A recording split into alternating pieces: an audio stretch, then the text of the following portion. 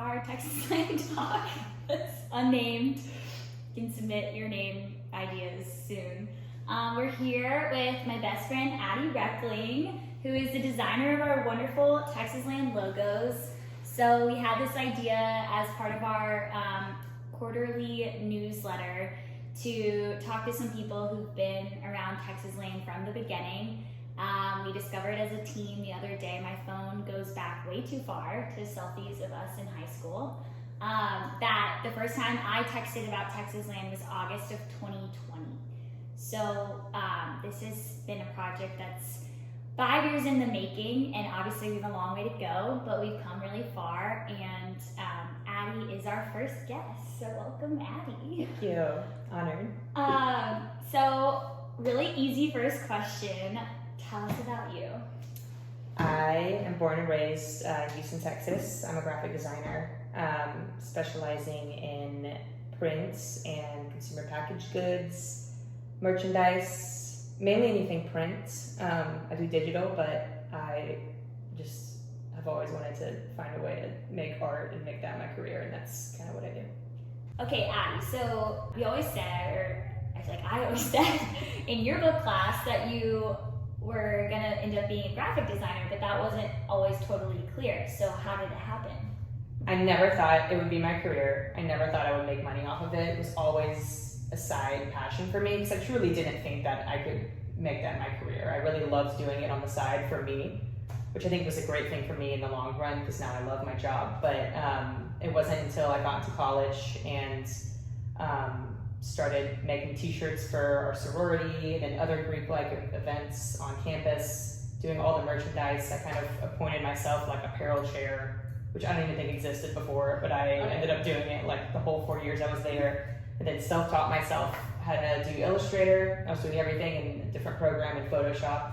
So I did photography in high school and in design with Yearbook, but yeah, it wasn't until I started kind of messing around and doing that and making money that way and working with t-shirt companies, realized I loved print, and then post graduation kind of got stuck in some jobs that weren't design related. Again, kind of didn't really know what I was doing with my life, and it wasn't until I found that niche during COVID, which was consumer packaged goods and merchandising, and just doing passion projects and putting myself out there like I was afraid to do. In the beginning, I was scared to put myself on social media. I didn't like putting my own art out there or advertising for myself. I find it so awkward, and like I get so embarrassed. Like I don't even post on my own real Instagram.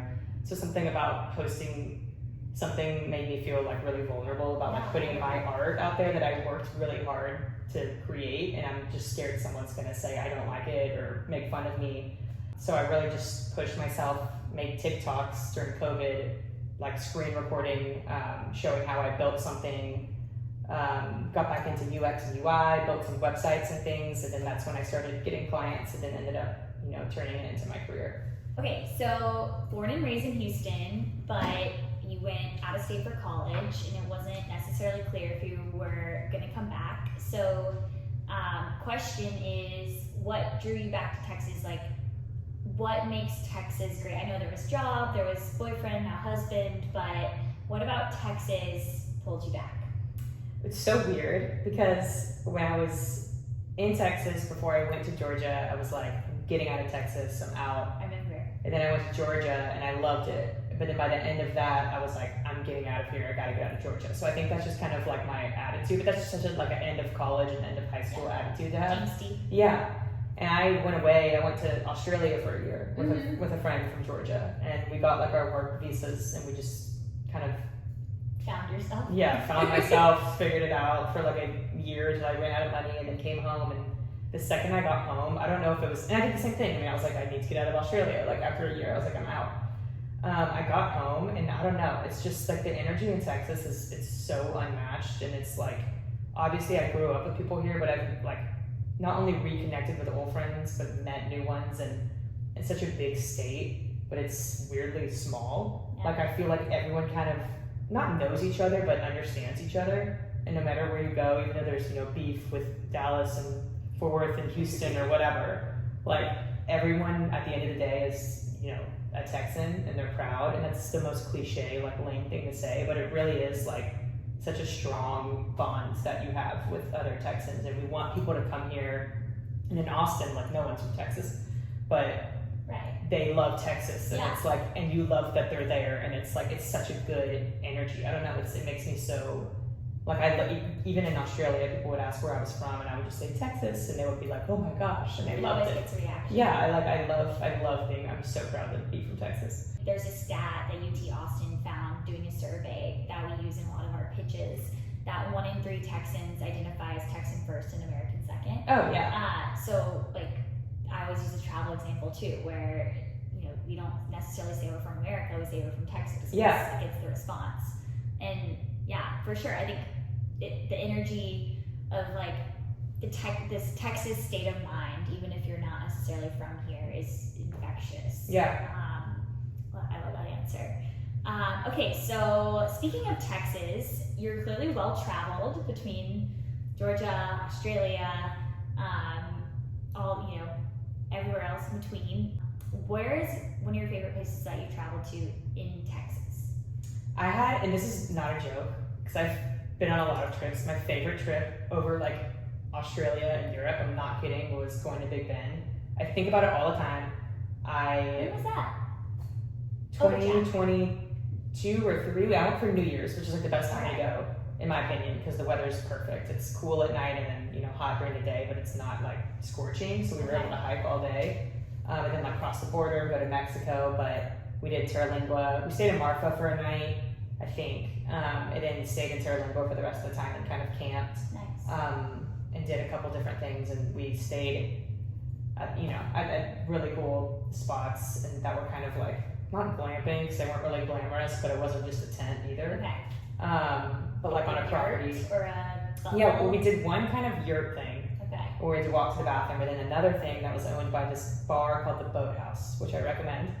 And then the Airbnb or the thing was called Boathouse, and it's literally just a door with a mattress on the floor, and they had an AC then. You had to walk to the restroom, but the owner of the Boathouse bar also works at the bar, and he also has your keys to get in. So at night, you kind of walk over there and get a drink, and everyone in there kind of knew each other, and there was a band. The sheriff was in there. I felt like I was in a movie. It was insane. There were dogs running around. It was like the coolest experience, and the hiking was beautiful, and the stars are incredible. It's like the best place to see stars. And we just saw a lot of cool nature, and I love, birds and stars and being in nature, and it was so fun for me. Stargazing is one of my favorite Texas activities, and I went to summer camp in Hunt, where your grandparents had a house, and I always thought that Hunt had really good stargazing. Hunt is also my other favorite place in Texas, is just the general hill country in New Braunfels and Hunt. It's amazing. And you haven't talked about Napoleon yet, your dog. My baby. Your baby.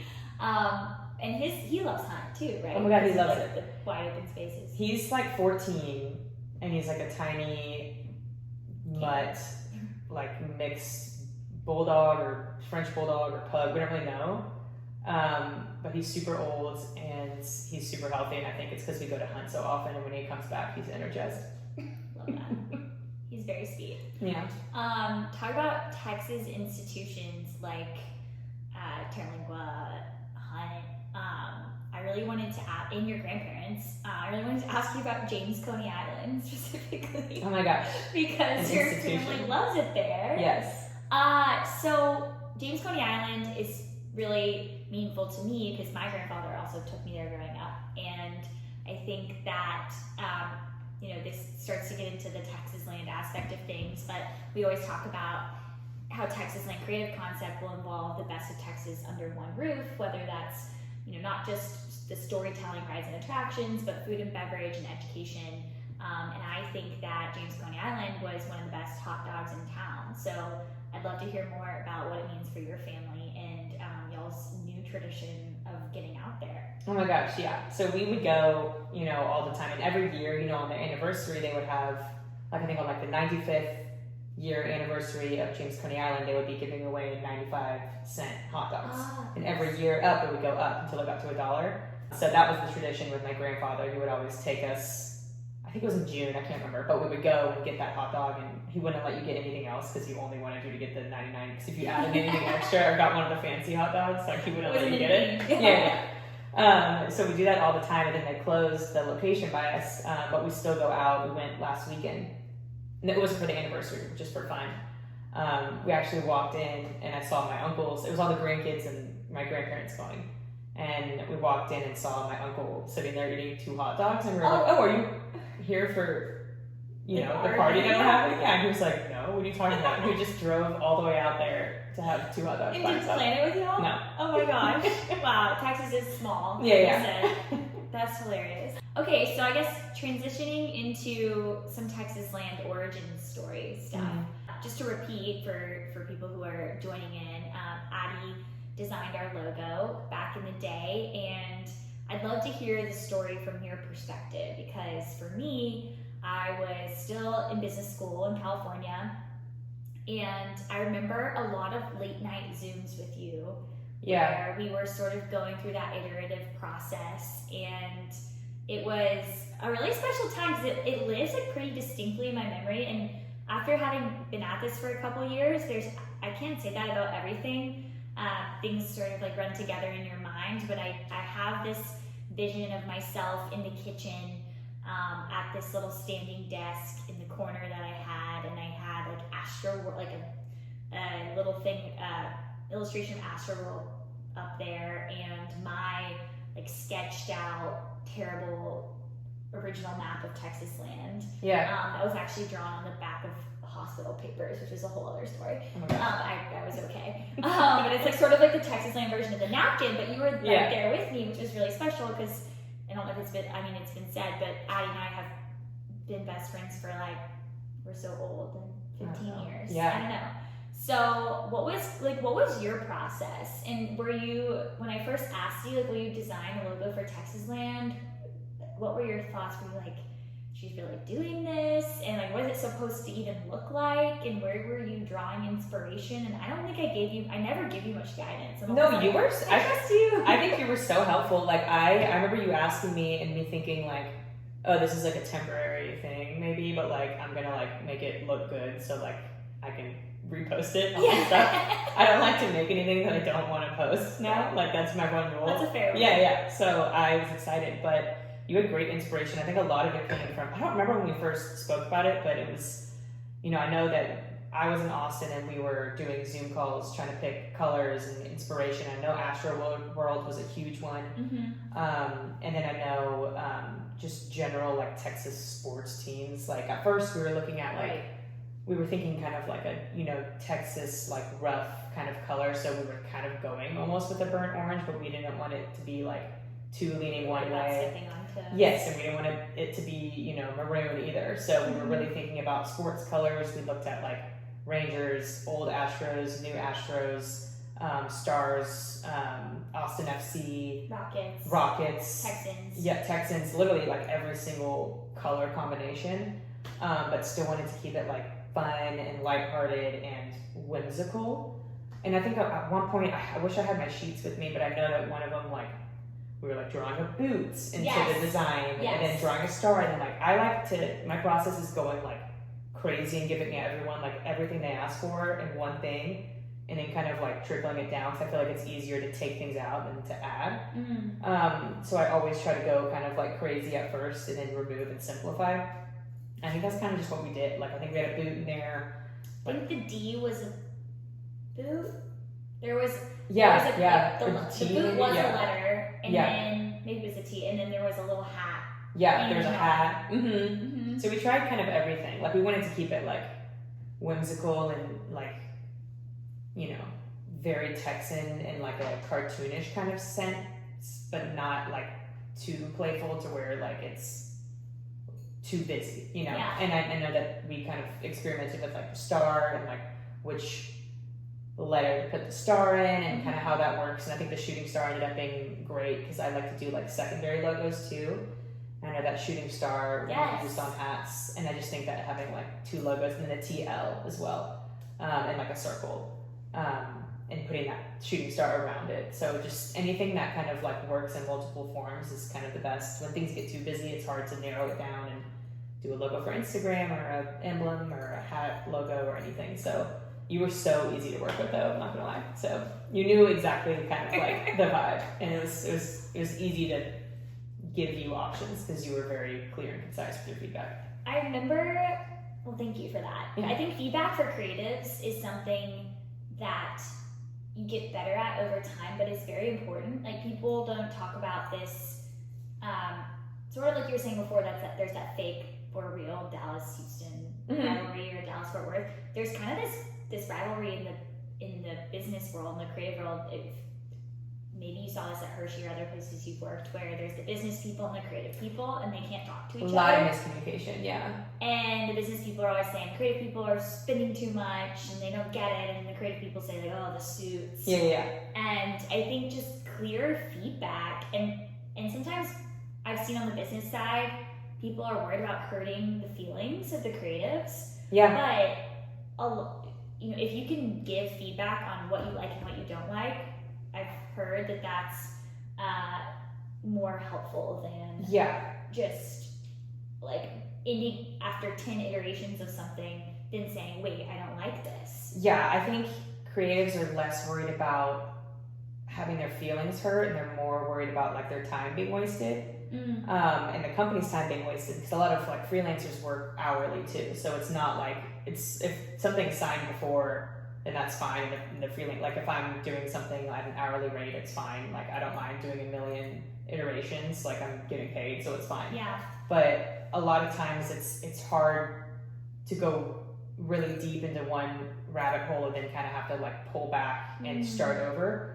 So a brief is always helpful, and then I always, I like what I said. Like somebody will want something and I know it's not going to work. I think that's going to look awful. That doesn't work. But I'll give it to you so you know that, and then I'll give them another option, and that's usually kind of what people go off of, or they just pick and choose. Yeah. It always is like that. So like, I think creatives kind of understand a little bit on like what to give people when they're asking for something, and what to ask for too, especially if people don't have a clear idea of what they want. Mood boards sound so lame, but they really do help. Like it is, I give like 3 mood boards and I make them very distinct, like with different logos and ideas. But yeah, it's I think freelancers just don't want to waste other people's time or their own time doing something that they don't want. Where I think they have like at least I do now, and I know we discussed this earlier, but like I have had to develop like the thickest skin. And whenever I send my first round of things, I always have to say, if you do not like it, it will not hurt my feelings. Literally just tell me you don't like it, and it's gonna be okay. Like this is part of the job. So it was a learning process. I never thought of it that way, but I mean, time is everyone's most precious resource. That makes sense. Something you said about making the mood boards distinct reminds me of this consulting term, MISI, which is, James, help me here, mutually exclusive and collectively exhaustive. Thank you. Oh my god. And I can imagine how that, it just sounds like a good like process for, I don't know, letting people say, I was going this direction, but you're showing them these other like greener fields potentially. Yeah, and again, it depends on like who you're working with. Like some people have all the market research, they know exactly what they want, and that's great. And some people are like, I want a logo, but I don't know anything, so I have to go in and do the research and kind of show things on shelf and go to the store and take photos and order mock-ups and put things on shelves and show how they look, and find things in like what's trending. And so it really just depends who you're talking to. But like as long as like in the end, before you even start designing, there is a goal and people can pick. It's better for people who don't know how to speak with creatives, showing them mood boards and saying pick one, and they do, and they're like, I like these, great.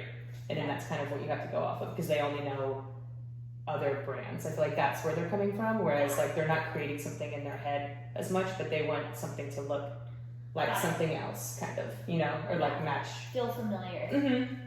That reminds me, back to the TexasLand logo, we had a lot of discussions well, there were 2 things. There was like, what's like you said, the secondary version gonna be? And I remember having a conversation with you about like, if this shooting star, if it becomes iconic enough, like people could just see that star in TexasLand, which is really cool.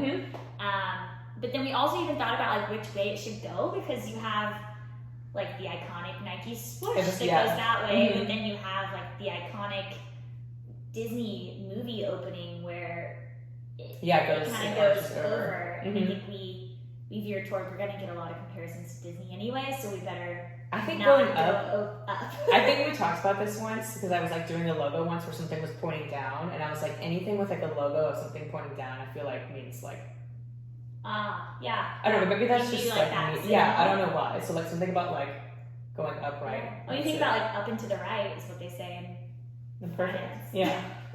Exactly. Okay, so beyond the logo, you've helped us design some of our merchandise and honestly helped us come up with the idea of doing like different collections in the first place. So walk us through that process and what are some of your favorite items that have come out of it? Well, I guess going through what I've done for you, like they are collections focused. So I think one of them was vintage, one of them was like rose. Mm-hmm. So that was easy for me doing vintage. I love looking for vintage things anyways, and that's the type of design I like to mess with. I actually got a lot of inspiration from things you've sent me. I've seen some things at vintage stores, like going and like taking pictures of old magazines and old rodeo posters, and then rodeo season, obviously they kind of used like a vintage logo. Right. I even saw someone wearing like a rodeo t-shirt, not from Houston Rodeo, but like a rodeo themed t-shirt, and I took a photo of it like the other day. You're so good about seeing things when you like them and like recording them. I love it. I love, that's like my favorite thing to do is like just collect inspiration. Even if I never go back in my photos and see it again, like I just remember the moment of capturing it, so it really does help. But those collections were super fun. Like it was, those, you kind of gave me just like the option to just kind of mess around. You didn't really give me like a brief, which was good for me. Like that's a fun creative process for me because it's for something fun, like I merch. earned that right. Yeah, it's not like a logo for a company or anything. Yeah. So like it's not as like huge, but it was really fun messing around and kind of like looking again at mood boards and getting on like Pinterest, which I don't even think I have an account for. I just go on there and look for stuff, and it was, and you had that illustration of Rose, so it was really easy to kind of like use her as the centerpiece and kind of work around it. So I felt like I just kind of did like the fun part, or like the hard part was probably illustrating Rose, but I got to just kind of decorate it. It was really fun. But my favorite was from, I guess it might have been like the Rose collection. Yeah. The heart patch. It's like a TexasLand patch, like in a heart shape, and you put it on like jeans or something, and it looks really Yes. cute. And then there's also a camo hat with a pink TexasLand heart on it. Those are my favorite. I'm also really partial to the Rose collection. They're so And cute. they're Yeah. really, it's really cute. How did you, when you saw her, like, she's so perfectly vintage in the heart. Like, where did the heart come from, and how did that all come together? I don't know. I just think. Oh, it was also a Valentine's Day kind of drop. True, too. true. So I think that kind of inspired the heart. And then I was just playing with hearts to kind of. I didn't want to put her whole. It's hard to put like a full body of like a cartoon on merch. Mm-hmm. So I really wanted to kind of crop it anyways. So I needed some sort of holding shape to put her in. And I thought like Rose, Valentine's Day, like a heart would be perfect. It's all kind of pinky, kind of colored, still kind of vintagey. I think I made the outline of the heart in like a rope shape for one of them. Yeah. And just messed around with the TexasLand, like a vintage version of the TexasLand logo. That's not quite the actual logo, but still like kind of bulky. It just fits well with it, and it's so fun. What advice do you have for people thinking about collections, or as they expand their brand, moving beyond the classic logo? What's too much? What works? Are there rules? Do you just kind of have to go with your gut? I think it just kind of depends on what you want. Like if you're trying to like build your brand identity, it's really important to make sure that you have assets in that branding and that logo that you can kind of replicate across the board. So like companies I've worked with, like who when I started brands, like the company I'm working with now, they're putting their items on shelf. They used to be retail only. They're building that brand, so it's important to take things and assets from that logo and use them to your advantage, and use that real estate to kind of, you know, put your logo and your brand identity and visual identity system out there. But I really do think it's like just about kind of having fun with it. And people say don't follow the trends because you'll just fall into the trends and they'll change. But I think it's important to note what is popular now, what has always been popular, like what exactly your target audience is and kind of what you want them to see. Like, so for your branding, like obviously we have an incredible logo and then like a secondary logo and the star and the shooting star and the TL. Like I made sure to kind of cover bases for that. But if you want to do like a vintage drop and kind of have a vintage logo, still featuring your characters, still has your branding, it's still playful and fun. Like I think it's okay to kind of experiment and go that way. I don't think you have to be as strict as you want. It really just kind of depends on what you're looking to do with your brand, whether that's building that brand identity or just kind of getting your name out there and kind of putting out collections that generally have a vibe, which I hate using that word, but so kind of like get your bases covered and then figure out what your goal is. Yeah.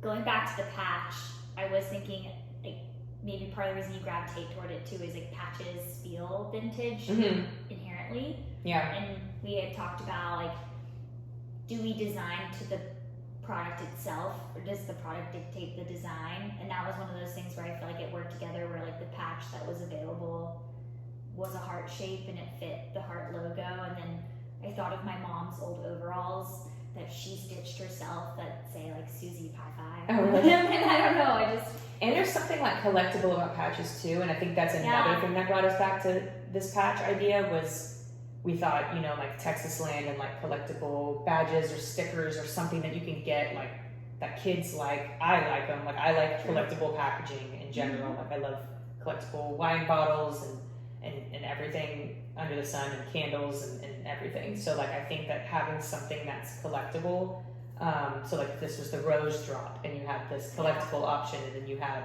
another character and you wanted another drop in a different patch shape that represented TexasLand in a different shape with a different character. Yeah. I think it's such a good idea to kind of have those things like almost like pins, but you know, you have these patches that are collectible for people to kind of just to have. Yeah. Maybe that kind of goes back to the prior question too of if your goal is sort of like generating sales that way, you could go into the realm of like experimenting more versus if your goal is to get on shelves and have a really recognizable base brand, then you're like not really straying too far from like if I'm only doing cereal bars. Yeah. Then you know exactly what you have. Right, but if you're going from cereal bars to olive oil later, and you need to kind of adjust your branding for that substrate, for that bottle shape, for that audience, you have, you know, the freedom to kind of warp that as long as it's still kind of under some sort of guidelines, but you can, you know, change it up. Okay, a couple of questions left. A buzzword of the day is AI. So what do you think about the new ChatGPT update that does graphic design? I think it's great. A lot of people tell me to be scared of it, and it's going to take my job. And this kind of goes back to what we were speaking about earlier about, you know, creatives having issues speaking with other people in business and there being a lack of communication. I think you kind of need to learn how to speak to it. And not only that, kind of like what I mentioned before, a lot of people want a lot of things at once and it's not exactly what's best for the brand. And I think they need people who understand the brand, understand branding, understand design to really kind of show them the way. And I do love ChatGPT. It's great for my job. Like I can mock something up so fast if I needed to. I can have photos edited a lot quicker, not with ChatGPT, but with generative fill in Photoshop. It's so easy. It makes my photoshopping like so much quicker. I'm still doing the work and it's like the technique is still needed. Like it's not 100% perfect, but it really does save a ton of time. I think it's like a really great thing for people to be learning. And I've always said this, if designers are scared of AI, that's fine. Like I was at first too, but like get on it and like learn how to use it and keep up with trends and you'll be okay. Like don't shy away from it because you think that it's the enemy. Like you'll be like, I think learn how to use it. There's a new thing every day. Like there's a new AI service every day. You can build websites on there now. The graphic design, anything. There's like little AI lawyers that I've seen. AI lawyers. I've asked questions on there. Yeah, it's crazy. Dear. No, it's still like it's a lot. Like my lawyer's watching this. You'll be fine. Learn how to use it. You'll be fine.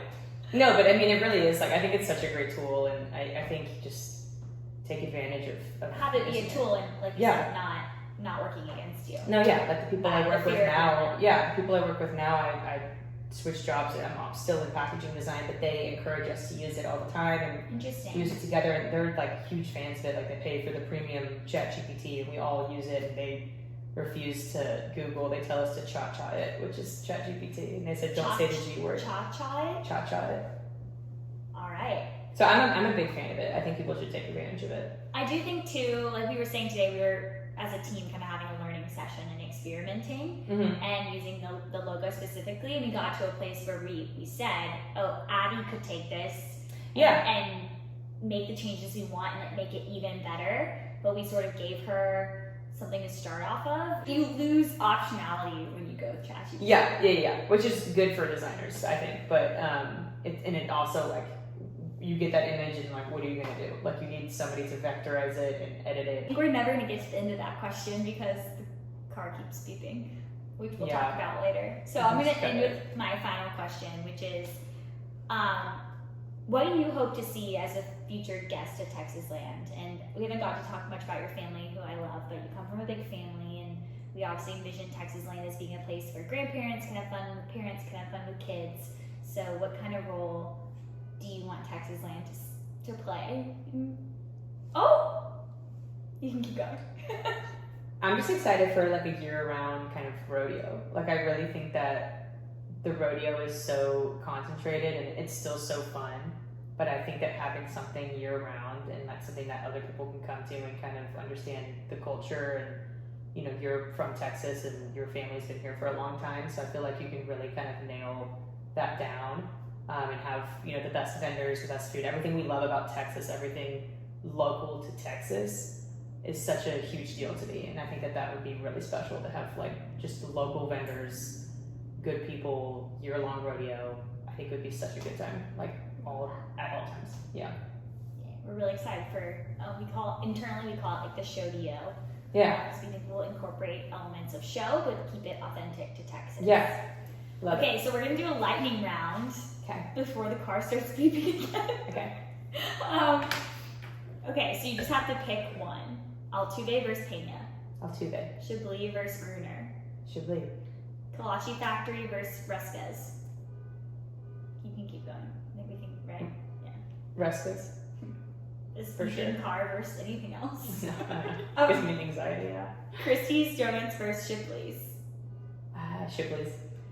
Taco Deli versus Torchy's. Taco Deli. McConaughey versus Glen Powell.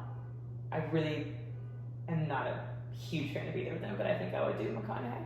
Okay, spicy. I know. Hot take. Dallas versus Fort Worth. Fort Worth. Sorry, Mom. Blue Bonnets versus a new paintbrush. I love a blue bonnet. Me too. Roller coaster versus corn dog. What? That's tough, considering they're not in the same category. I don't think you do any other rides, so corn dogs, I love a roller coaster. Okay. And then TexasLand versus Astroworld. TexasLand. Yay. We love you and thanks for everything. No, this is so fun. TexasLand. No, thank you. It's great. And stay tuned for more guests. All right, love you. Thanks for coming. Thank you. Bye. Let's wrap it up.